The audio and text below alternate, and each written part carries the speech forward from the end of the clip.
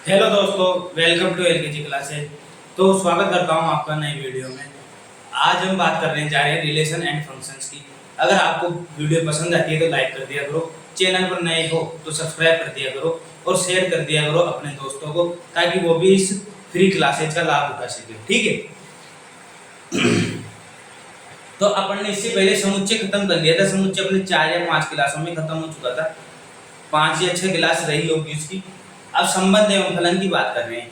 अगर अपन बेसिक से समझते हैं तो जाहिर सी बात है क्लासेस लंबी होती है। अपने ये कहते हैं कि 5 या 6 क्लास तुमने समुच्चय की लगा दी, लेकिन अगर उसको एक साथ में लेने बैठोगे आप तो 2.5 या 3 घंटे की वो सारी क्लासें होगी। और फिर आप उसको दुगनी स्पीड में ले लो, पहले तो एक स्पीड में ले लो, नोट्स बना लो, शानदार तरीके से समझ लो, फिर उसके बाद सवाल निकालो, फिर एक बार दुगनी स्पीड पर ले लो। आपके पास कंटेंट है, आपके पास वीडियो है, आप 10 बार देखो उसको, आपकी चीजें समझ में आने लगेंगी। आप चाहो तो एक दिन में पूरा समुच्चय हल कर सकते हो। आप उसको पूरे दिन उस चीज को देखते जाओगे। जैसे आप किसी पिक्चर को देखते हो, किसी फिल्म को देखते हो, तो उस फिल्म के एक एक डायलॉग आपको याद हो जाते हैं, क्योंकि आप उसकी रिपीट देखते हो। फिर आजकल मीम्स देख लेते हैं इंस्टाग्राम पर, तो एक एक डायलॉग रिपीट हो जाते हैं। ठीक है। तो ये संबंध एवं फलन। संबंध क्या होता है? जैसे साधारण भाषा में समझे कि संबंध क्या होता है। संबंध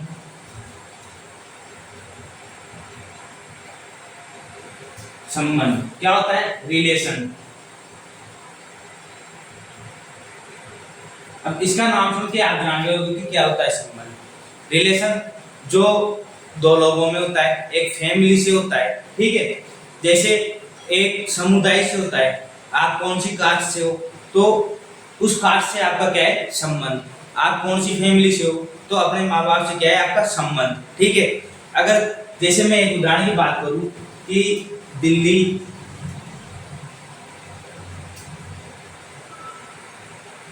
भारत की राजधानी है, ये कह लिया मैंने एक उदाहरण। तो दिल्ली का भारत से क्या है? संबंध। दिल्ली क्या है? राजधानी है भारत की। ठीक है। तो क्या है? भारत से क्या रखती है? संबंध। भारत से संबंध रखती है, जब भी तो भारत की राजधानी है। नहीं तो अमेरिका की होती अगर अमेरिका से संबंध रखती है। वैसे एक उदाहरण और लूं मैं कि श्याम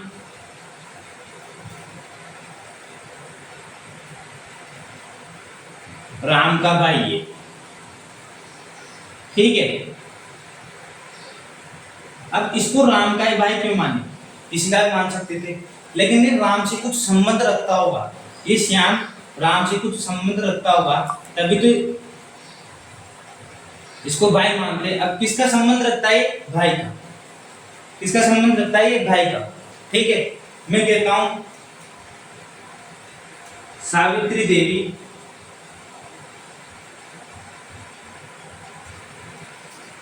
देवी गुप्ता जी की पत्नी है।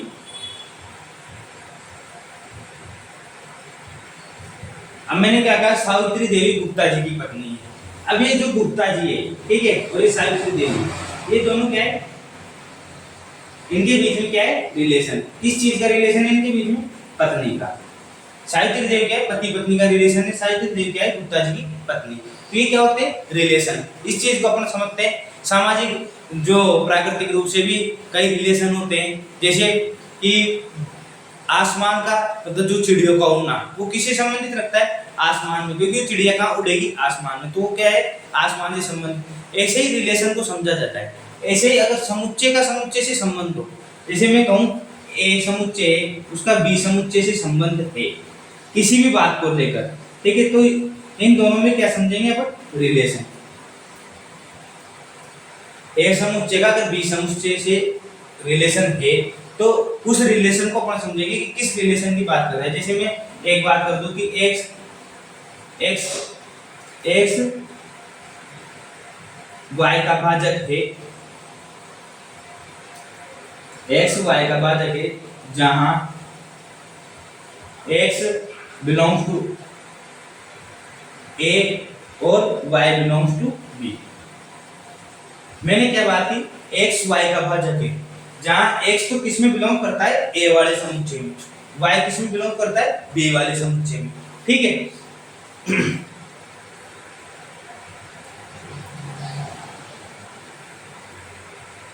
मोबाइल एक्स वाई का बात है जहाँ एक्स बिलोंग्स टू ए और वाई बिलोंग्स टू बी, ठीक है।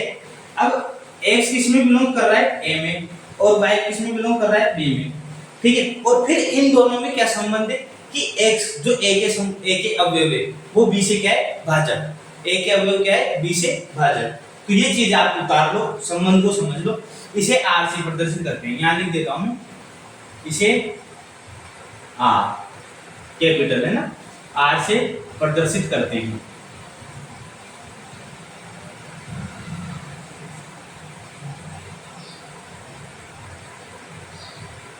इसमें क्या है, दो प्रणाली चलती है। एक तो तुम्हारी चलेगी संबंध का आधा पार्ट है, फिर फलन का आधा पार्ट है। तो पहले संबंध समझेंगे, फिर आपको फलन समझ में आएंगे, ठीक है। तो संबंध के लिए चार उदाहरण ले लो और समझ लो इन चीज को।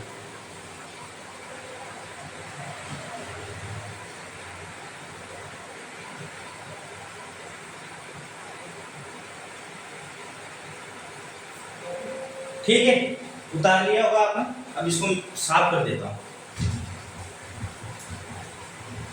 संबंध समझ में आ गया कि संबंध होता क्या है। संबंध ये होगा, अगर इस जो आपके सब्जेक्ट है मैथ के अनुसार आम भाषा में जो आम बोलचाल की भाषा है उसमें तो आप संबंध को जानते हो बहुत अच्छे तरीके से कि किसी का संबंध किससे क्या है, ठीक है।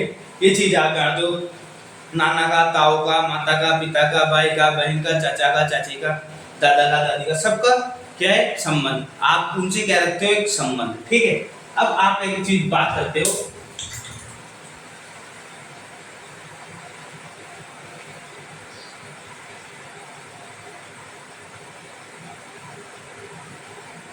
देखो एक होता है खुला वाक्य,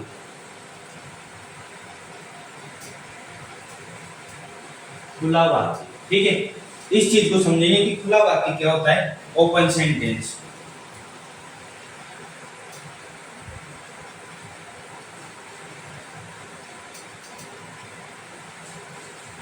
ये चीज तुम्हारे काम की, ये चीज समझ रहे हैं। खुला वाक्य क्या होता है कि मैंने एक उदाहरण आपको दिया, x + 5 = 20। क्या उदाहरण दिया, x + 5 = 20। इस इक्वेशन से आप x का मान निकाल सकते हो भली भांति रूप से। कैसे, x = 20 - 5 और x = 15। इस इक्वेशन से आप किसका मान निकालिए, भली भांति रूप से x का मान निकालिए। ऐसे ही जितने भी चर राशि के, जो एक चर राशि का है, जैसे अभी मैं लिख देता कि x + 2y = 120, फिर आप x और y का मान निकाल लेते कि बिना दूसरी इक्वेशन के। ये पूछ रहा हूं मैं कि मैं लिख दिया x + 2y = 120, ठीक है। तो बिना दूसरी इक्वेशन के आप एक x और y का मान निकाल सकते हो, नहीं। लेकिन इस एक चर राशि वाले में आप क्या निकाल लिए, x का मान निकाल लिए। कैसे, x + 5 = 20। जाहिर सी बात है x का मान क्या होगा, 15, ठीक है। अगर ये दो चर वाली राशि है, ठीक है, तो उसमें कभी x का मान निकाल सकते हो, नहीं निकाल सकते जब तक दूसरी इक्वेशन ना हो। जैसे अभी मैं लिख दूं, फिर x + 6y = 140, ठीक है, तब आप निकाल सकते हो ना। अब आराम से आप x और y के मान निकाल सकते हो। तो बात यही है, खुले वाक्य क्या होते हैं, खुले वाक्य ये होते हैं, अगर इसको मैथमेटिकली रूप से लिखिए अपन कि ऐसे वाक्य जिनमें सत्य तथा असत्य दोनों की जानकारी होती हो और वह एक से ही संबंध रखता हो, ठीक है। एक मिनट आप लिख ही लो परिभाषा, फिर उसकी बात समझाता हूं, अच्छे तरीके से समझ में आएंगे। ऐसे वाक्य जो स्वयं सत्य तथा असत्य, सत्य तथा असत्य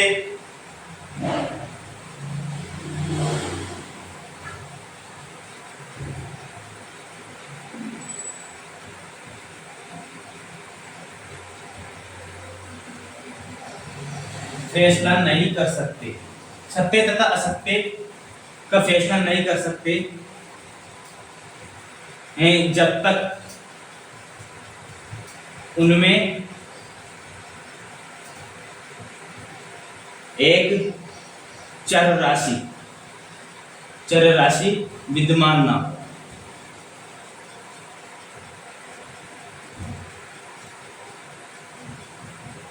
अब इस चीज को समझो, ये क्या लिखा हमारे, ऐसा वाक्य जो स्वयं सत्य तथा असत्य दोनों का फैसला नहीं कर सकते जब तक उनमें एक चर राशि। अब मैंने कह दिया कि एक भाजक है,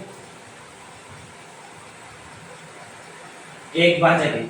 अब मुझे ये तो बताओ, चलो एक भाजक है, किसका भाजक है, कौन से समुच्चय का भाजक है। अब मैं लिख दूं कि x y का एक भाजक है, तो आपको लाइन समझ में आ रही है कि x y का एक भाजक है। तो x क्या है, एक चर राशि, क्या है इसमें, एक चर राशि। अब एक चर राशि विद्यमान न थी तो न तो सत्य का फैसला कर सकते थे न असत्य का फैसला कर सकते थे।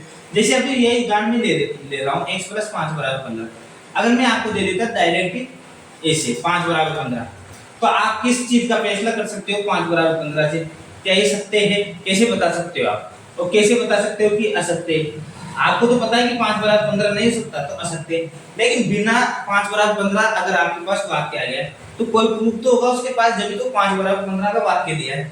लेकिन अगर इसमें एक वाक्य अपन जोड़ देते हैं x प्लस एक चर राशि अपन इसमें विद्यमान कर देते हैं, तो आप समझ जाओ कि एक सत्य कथन है और यहाँ से x का मान निकाला जा सकता है। ये चीज आ रही है समझ में। तो ये तो करा, ऐसे वाक्य जो सत्य और असत्य का फैसला नहीं कर सकते, तब तक नहीं कर सकते जब तक उसमें एक चर राशि विद्यमान ना हो। एक चर राशि उसमें विद्यमान होगी तो सत्य और असत्य दोनों का फैसला कर सकते हैं। लेकिन अगर उनमें चर राशि विद्यमान नहीं है तो न तो सत्य का फैसला कर सकते हैं न असत्य का फैसला कर सकते हैं। ठीक है, ये तो इसकी परिभाषा हो गई। और ये समझने के लिए इसमें आप डायरेक्ट लिखो, इसे ये कहां भी नहीं पूछी जाएगी आपसे, ये समझने के लिए कि क्यों अपन खुला वाक्य पढ़ रहे हैं, ठीक है, और क्यों इसमें एक ही चर राशि दी जाती है। इसे px से प्रदर्शित करते हैं, px से प्रदर्शित करते हैं। अब px का मतलब नहीं है कि जिंदगी भर इसे px से प्रदर्शित करते हैं, जिंदगी भर इसे px से प्रदर्शित नहीं करना है अपन को। अगर y का कथन हो तो py से प्रदर्शित होगा। जैसे ये तो मैंने एक x का कथन दे दिया, थोड़ी देर के लिए सपोज करो, ठीक है। अब एक y का कथन देता हूं,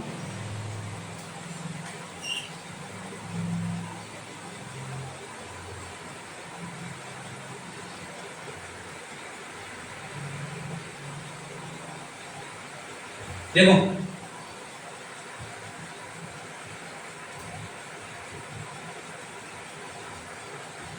ये एक कथन मैंने ले लिया, ठीक है। अब इसमें y की बात करें तो y को किससे प्रदर्शित करेंगे, py से, और x को किससे प्रदर्शित करेंगे, px से, ठीक है। ये भी अभी समझ में नहीं आएगा, एक कथन ये लेता हूं,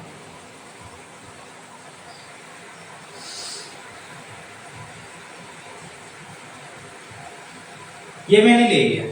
अब जो ये समीकरण है y + 12 = 18 और x + 5 = 19, इसका मान इसको किससे प्रदर्शित करेंगे, px से समुच्चय में, ठीक है, ये समझने के लिए। और इसको किससे प्रदर्शित करेंगे, py से, जबकि इसमें दोनों हैं, x भी है और y भी है, तो इसे किससे प्रदर्शित करेंगे, pxy से। समझ रहे हो इस बात को। इसमें कितने, दो चर राशि है, दो चर राशि होगी तो किससे प्रदर्शित करेंगे, दोनों चर राशि रहेंगी। इसमें एक चर राशि तो इससे किससे प्रदर्शित करेंगे, px से, और इसमें किससे प्रदर्शित करेंगे, py से, ठीक है। एक उदाहरण मैं और लेता हूं, उससे आपको क्लियर हो जाएगा। जैसे मैंने चौथा ले लिया, x भारत का एक शहर, ठीक है। अब मैंने उदाहरण लिया x भारत का एक शहर है, तो x भारत के में बहुत सारे शहर है, तो x कोई सा भी शहर हो सकता है, जैसे जयपुर हो सकता है, दिल्ली हो सकता है, कोलकाता हो सकता है, बॉम्बे हो सकता है, ठीक है। लेकिन ये डिफाइन नहीं किया कि कौन से शहर अपन से पूछ रहा है, ठीक है। तो x क्या है, यहाँ पे x को किसी प्रदर्शित करेंगे, px से, लेकिन x एक चर राशि है। अभी मैं डायरेक्ट बिना इसके x के दे देता भारत का एक शहर है, पर क्या है भारत का एक शहर, किसकी बात हो रही है, ये चीज तो आ रही होगी ना। लेकिन मैंने लिख दिया कि x एक भारत का शहर है, तो इससे होगा कि x भारत का एक शहर है, कि कुछ ना कुछ तो होगा, ठीक है, x का मान कुछ ना कुछ तो निकलेगा। तो यहाँ पे इसलिए चर राशि विद्यमान करते हैं। अब चीज क्लियर हो, सत्य और असत्य का फैसला जब तक नहीं हो सकता अभी इसको मिटा दो, ठीक है, इसको मैंने मिटा दिया। अब भारत का एक शहर है, क्या है भारत का एक शहर, यहाँ किसी का नाम नहीं है, यहाँ किसी का काम नहीं है, तो फिर कैसे बता सकते हो कि भारत का एक शहर है। जबकि ये x लिखते में क्या होगा, आपको पता चल गया कि x का मान कुछ ना कुछ होगा, शायद कोलकाता हो, शायद बॉम्बे हो, जयपुर हो, ठीक है, दिल्ली हो, हाँ, बेंगलोर हो, तो कोई सा भी शहर भारत का x हो सकता है। ये चीज आ रही है, इसलिए इसे खुला वाक्य कहते हैं, ठीक है। अब इसमें लिखो आप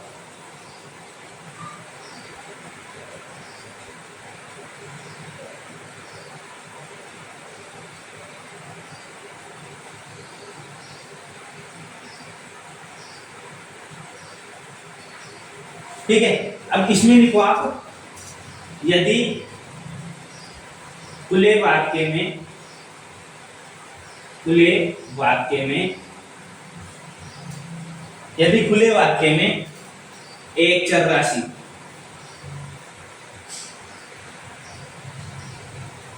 जैसे x विद्यमान हो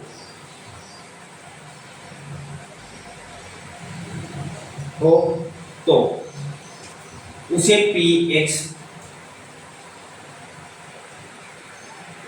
से प्रदर्शित करते हैं।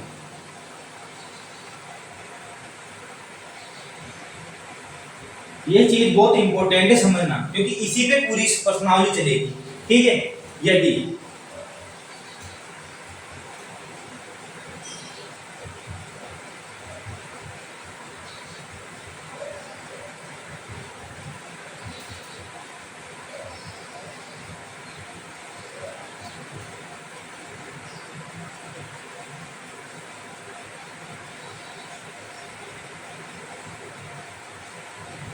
ये चीज समझ गए, यदि खुले वाक्य में दो चर राशि जैसे x y विद्यमान हो तो उसे p x y से प्रदर्शित करते हैं। इसमें दो से अधिक चर राशि के मान भी संभव हो सकते हैं। दो से अधिक चर राशि के मान भी संभव हो सकते हैं। तीन भी हो सकते हैं, x y z, समझ रहे हो आप? दो से अधिक चर राशि के मान भी संभव हो सकते हैं।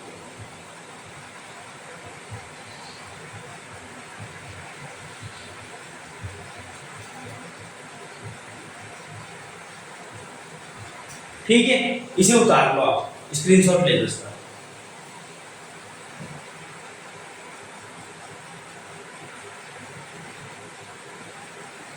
उतार लिया का स्क्रीनशॉट ले लिया होगा। अब एक चीज पढ़ेंगे, ये चीज आ गई खुला वाक्य किससे कहते हैं, x को px से प्रदर्शित करते हैं, y होगा तो py लिखेंगे। दो अगर चर राशि में तो xy की जगह pxy लिखेंगे। दो से अधिक चर राशि जैसे xy z भी हो तो pxyz लिखेंगे। ठीक है, ये चीज बहुत अच्छी तरीके से आई होगी। क्यों एक चर इसमें विद्यमान रहता है, नहीं तो क्या है, सत्य और असत्य का प्रश्न हम वाक्य के द्वारा नहीं कर सकते। ठीक है,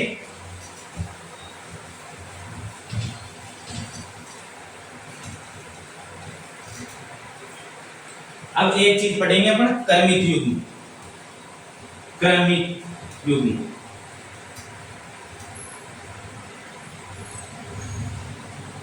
जैसे देखो, कोई 10वीं पढ़ के आया हो, 10वीं में कितना ही इंटेलिजेंट बच्चा हो, ठीक है, लेकिन अगर उसे 11वीं में उसने मैथ ली है तो उसे ये चीजें समझ में नहीं आ रही होगी, क्योंकि 10वीं तक अपन क्या करते हैं, रट्टा पे काम करते हैं।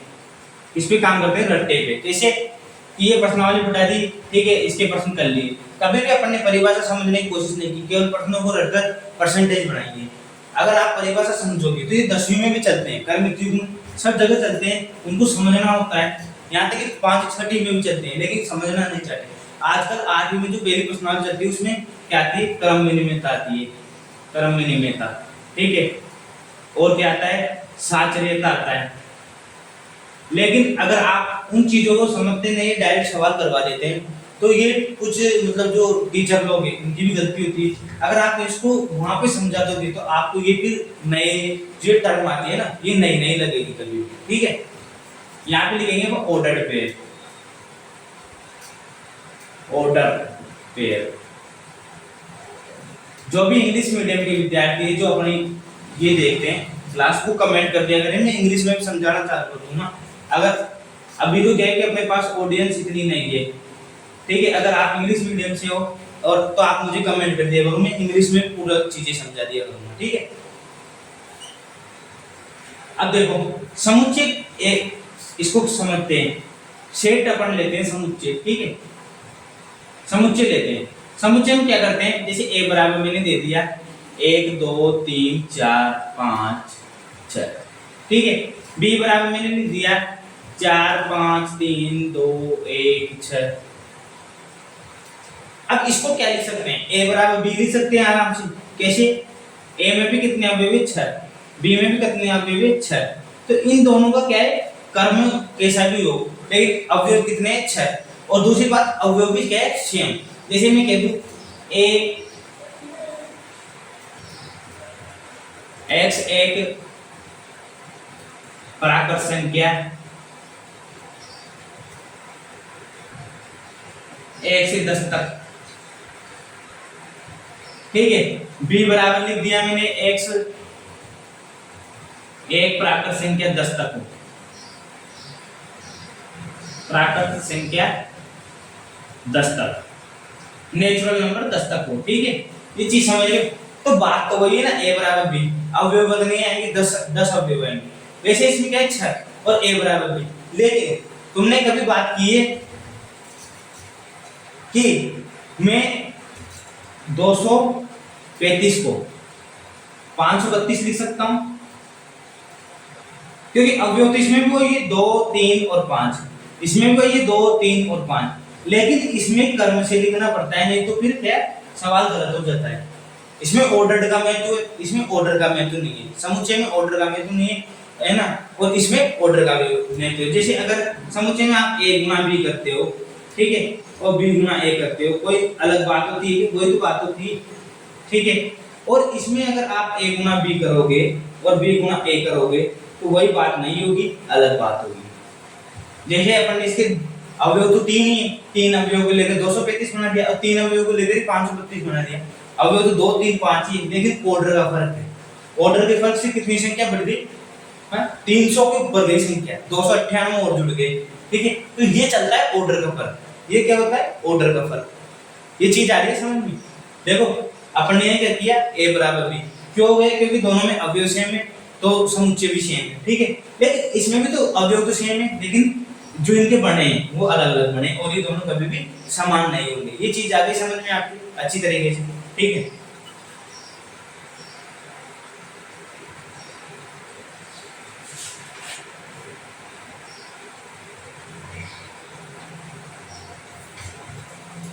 इसकी एक परिभाषा लिखा देता हूं आपको।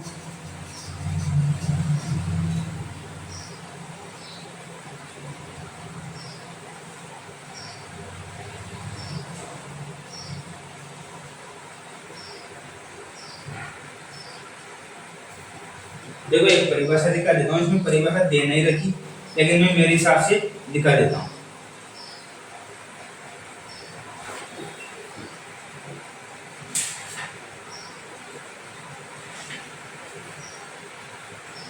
देखो 2 अंकों के क्रमिक, 2 अंकों के क्रमिक समुच्चय को क्रमिक युग्म कहते हैं, क्रमिक युग्म कहते हैं। ये चीज आप समझना।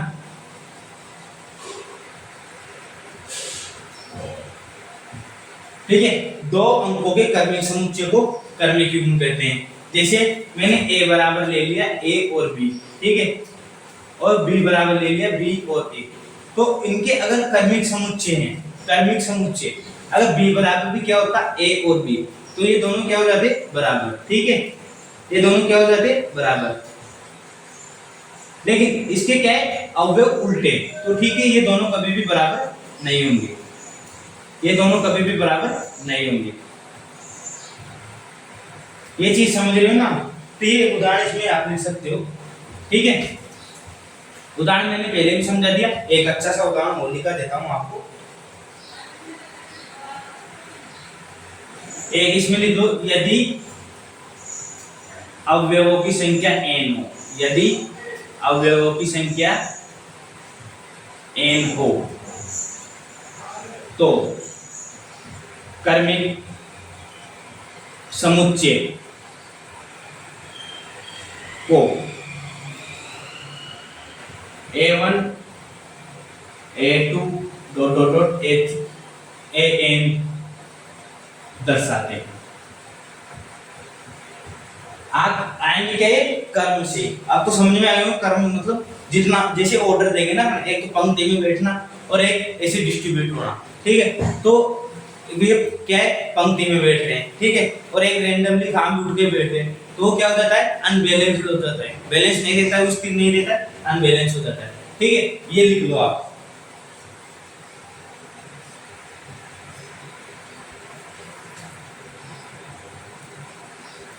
अब अपन समझते हैं दो समुच्चयों का, मैं क्यों समझा रहा हूँ, कर्मित युग्मी काम का है, इससे पहले खुला वाक्य समझाया वो भी काम का है, और अब आगे समझा रहा हूँ ये भी काम का है। इससे क्या होंगे, सवाल होंगे। अगर आप इसे ढंग से नहीं समझोगे तो आगे सवाल समझ में नहीं आएंगे, फिर मेरी कोई जिम्मेदारी नहीं बनेगी। अगर इसे ढंग से समझ लोगे फिर सवाल समझने की जरूरत नहीं है, सवाल तुम देखोगे और तुम्हें सवाल अपने आप खोपड़ी में बैठ जाएंगे। ठीक है, ये रहता है दो समुच्चयों का कार्तीय गुणन। दो समुच्चयों का कार्तीय गुणन। अब दो समुच्चयों का कार्तीय गुणन इसे समझो आप। ठीक है,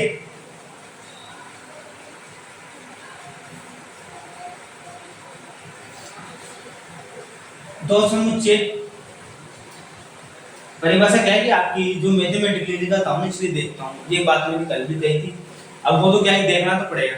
मैंने कोई नोट्स नहीं बना रखे, मैं केवल किताब से पढ़ाता हूँ, किताब में केवल परिभाषा देखता हूँ तो बोर्ड पे तुम्हें बहुत अच्छी तरीके से लिखता हूँ। ठीक है, दो समुच्चय का कार्तीय गुणन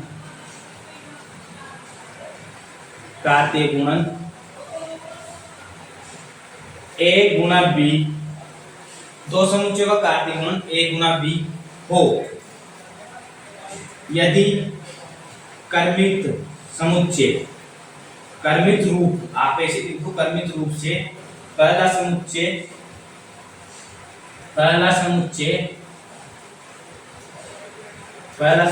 a हो तथा द्वितीय समुच्चय b हो। अब इस चीज को समझेंगे अपन बहुत अच्छे तरीके से। द्वितीय समुच्चय b, अब देखो परिभाषा क्या कहती है, दो समुच्चयों का कार्तीय गुणन a गुना b हो यदि कर्मित रूप से पहला समुच्चय क्या हो a, दूसरा समुच्चय क्या हो b। जैसे a बराबर मैंने ले लिया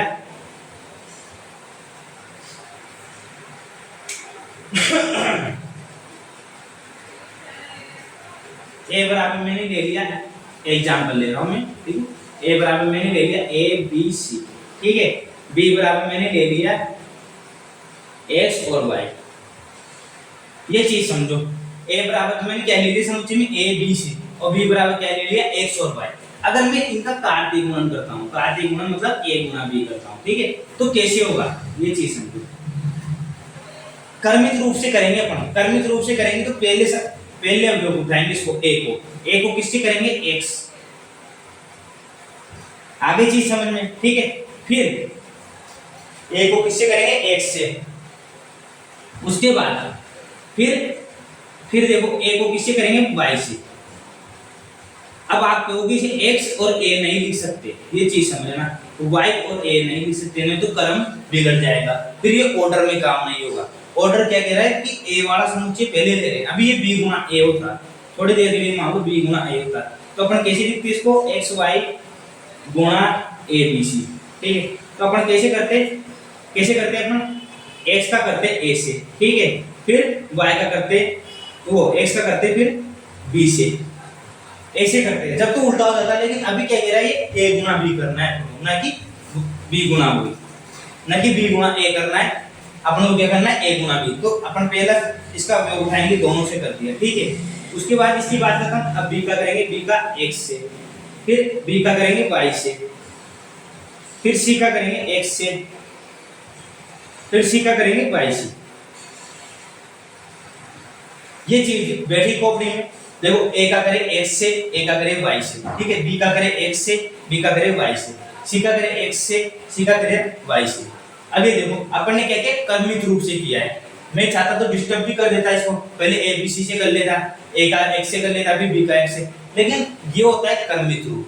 कर्मित रूप से करोगे तो एक एक अवयव को पहले सबसे करो, एक अवयव को सबसे मिलाओ, फिर दूसरे को मिलाओ, फिर तीसरे को मिलाओ। समझ रहे हो इस बात कि पहले अपन क्या करते हैं, घर में जो बुजुर्ग रहते हैं, बुजुर्ग कोई भी मेहमान आते हैं तो बुजुर्ग से पहले मिलवाते हैं, बुजुर्ग उन सबसे मिलने के बाद अपने पापा मम्मी से मिलते हैं, फिर अपन मिलते हैं। वैसे ही कर्म के रूप है। अब ये क्या है कि अपन डिस्टरबेंस कैसे हो जाते हैं कि अपन पहले मिल गए, बुजुर्ग सबके बाद मिल रहे हैं, तो ये कि पहला अवयव पहले मिलेगा, फिर दूसरा पहले मिलेगा, ये क्या होता है कर्मित रूप। और ये क्या होता है कार्तीय गुणन। समझ रहे होंगे कि कार्तीय गुणन क्या होता है, ठीक है।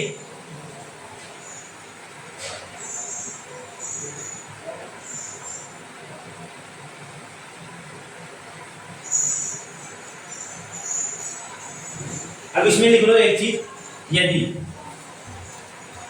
यदि a बराबर 5 हो तथा, मतलब रिक्त समुच्चय की बात कर रहे हैं, b बराबर 5 हो तो a गुना b क्या होगा 5। एक तो ये लिख लो, ठीक है। ये क्या है स्टेटमेंट, ये क्या है स्टेटमेंट, कथन नहीं, ठीक है। और दूसरा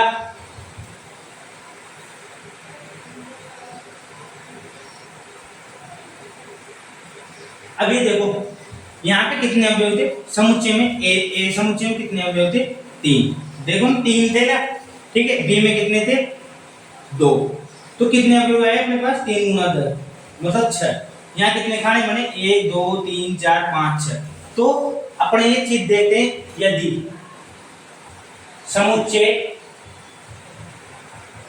समुच्चय ए में अवयवों की संख्या m हो तथा समुच्चय बी में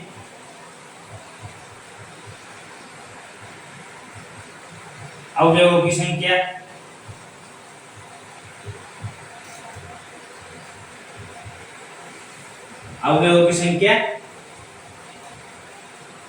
n हो, तो a गुना b में अवयव m गुना n होंगे।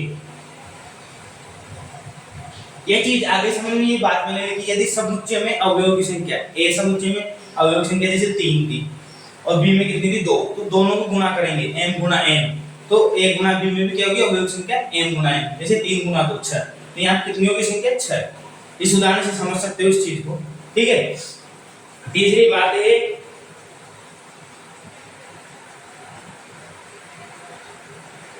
तीसरी बात क्या है, तीसरी बात ये लिख लो, यदि a क्या है अपरिमित समुच्चय, a क्या है अपरिमित समुच्चय। अपरिमित समुच्चय में मैंने बताया था कि अपरिमित समुच्चय क्या होते हैं जिनमें अवयवों की संख्या अनंत होती है, मतलब वो रुकने वाला समुच्चय नहीं, वो चलने वाला समुच्चय। जैसे एक प्राकृत संख्याओं का समुच्चय, एक रियल नंबर का समुच्चय, एक इमेजिनरी नंबर का समुच्चय, ये क्या है dot dot dot dot dot dot चलती जाती है। जैसे एक से चलेंगे 1 2 3 4 5 6 7 8 9 10 11 12 13 14 15, ये क्या है प्राकृत संख्याओं का समुच्चय। ये कब तक चलेगी n तक, मतलब इनफिनाइट तक, ठीक है। यदि a बराबर अपरिमित समुच्चय हो, a बराबर क्या है अपरिमित समुच्चय, b बराबर क्या है अपरिमित समुच्चय, ठीक है।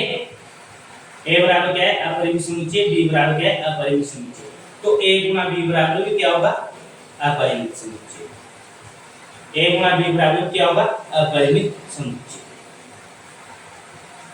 ये चीज आगे समझ में पूरी अपन ने क्या क्या समझा, आज एक बार और रिवाइज कर लेते हैं, ठीक है।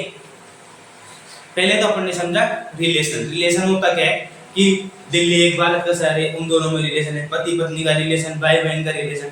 इस प्रकार रिलेशन हम नेचुरल नंबर में, मतलब अपन क्या है अपने जीवन में देख सकते हैं, दैनिक जीवन में देख सकते हैं। उसके बाद हमने बात की समुच्चय का a का b से रिलेशन, कि मैं कह दूं कि समुच्चय a के जितने भी अवयव हैं वो b के क्या है एक भाजक, b के अवयवों का क्या है एक भाजक, तो ये भी तो एक रिलेशन बन गया। मैं कहूं कि समुच्चय y के अवयव, समुच्चय b के अवयव a के अवयव से क्या है बड़े, तो ये भी क्या है बड़े छोटे का रिलेशन। इस प्रकार समुच्चय में रिलेशन बनना क्या होता है, एक रिलेशन बन जाता है और उसे हम संबंध के रूप द्वारा पढ़ते हैं। उसके बाद हमने पढ़ी खुला बात की, ठीक है, ओपन सेंटेंस। ओपन सेंटेंस में क्या है, ओपन सेंटेंस में ये कहता है कि जब तक ऐसे वाक्य सत्य और असत्य का फैसला नहीं कर सकते तब तक उनमें एक चर राशि विद्यमान नहीं हो। जैसे हमने पढ़ा कि भारत का एक शहर है, अब क्या है भारत का एक शहर, लेकिन उसके आगे मैंने एक चर राशि लगा दी x, x एक भारत का शहर है, तो अपन जानते हैं कि x का कुछ ना कुछ मान तो होगा, चाहे दिल्ली हो, चाहे बॉम्बे हो, चाहे गुजरात हो, चाहे कोलकाता हो, कोई सा भी शहर अपन उठा के उसमें जोड़ सकते हैं, ठीक है। उसके बाद हम पढ़े कर्मित युग्म। कर्मित युग्म में कर्म से जमी हुई संख्या, ये समझो सिद्धांत है। कर्मित युग्म क्या कहता है, कर्मित युग्म ये नहीं चाहता कि वो डिस्टरबेंस हो, वो चाहता है कि बिल्कुल एक सीधी लाइन में काम चले। ठीक है। जैसे अगर ए का अपन रिलेशन ए से निकाल रहे हैं तो वो ए गुना ए ही होना चाहिए, न कि ए गुना बी हो जाए, ठीक है। अगर किसी व्यक्ति का रिलेशन अपन, जैसे मैं कहता हूँ कि मेरा एक बड़ा भाई है, ठीक है, तो वो मेरा बड़ा भाई है, ये कर्म के रूप में, लेकिन वो कह दे कि एक बड़ा भाई है, मैं कह दूं एक बड़ा भाई है, तो इसका कोई रूप हुआ क्या? ये कर्मित युग्म नहीं हुआ, यहाँ पे क्या है, कर्म गड़बड़ जाता है, ठीक है। उसके बाद दो समुच्चय का कार्तीय गुणन, दो समुच्चय का कार्तीय गुणन एक कर्म के रूप में करते हैं। जैसे मैंने किया a बराबर abc, b बराबर xy, तो a गुना b क्या हुआ, ax ay bx dy cx cy, कर्म से किया ना हमने, पहला अपने उससे पहले से, फिर पहला अपने दूसरे से, ऐसे कर्म से, बिल्कुल ठीक है। फिर उसके बाद अपन बात करें स्टेटमेंट कथन की बात करें, यदि a बराबर 5 हो और b बराबर 5 हो तो दोनों का क्या होगा 5, ठीक है। यदि समुच्चय a में अवयव संख्या m है, ठीक है, और b में क्या है n, तो दोनों को गुणा करेंगे तो समुच्चय की जो अवयव संख्या क्या आएगी, m गुणा n। इस चीज को समझ लो, तो समुच्चय a में अवयव संख्या m है, समुच्चय b में अवयव संख्या n है, तो दोनों गुणा करने में क्या है m गुणा n, ठीक है।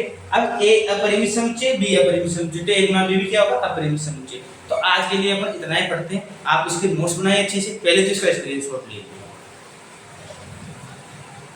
ठीक है, पॉज करके स्क्रीनशॉट ले लिया करो। अब उसके बाद बात करते हैं कि आज के लिए इतना ही पढ़ते हैं, इसको अच्छे से आप पढ़ना, बाइज के नोट्स बनाना, नोट्स बनाते हुए चलना, क्योंकि जब बाद में आप रिवाइज करोगे तो रिवाइज करने में आपको सीधी परिभाषा आपको देखने मिलेगी, और देखने मिलेगी तो आप तुरंत समझ जाओगे, नहीं तो किताब की लैंग्वेज आप समझ नहीं पाओगे और उलझ जाओगे माइंड से, ठीक है। कोई चीज नहीं आती है तो कांटेक्ट करके पूछ सकते हो। तो आज के लिए इतना ही, और कल इसके अपन क्या करेंगे, आगे के पार्ट में चलेंगे। Thanks for watching this video, bye.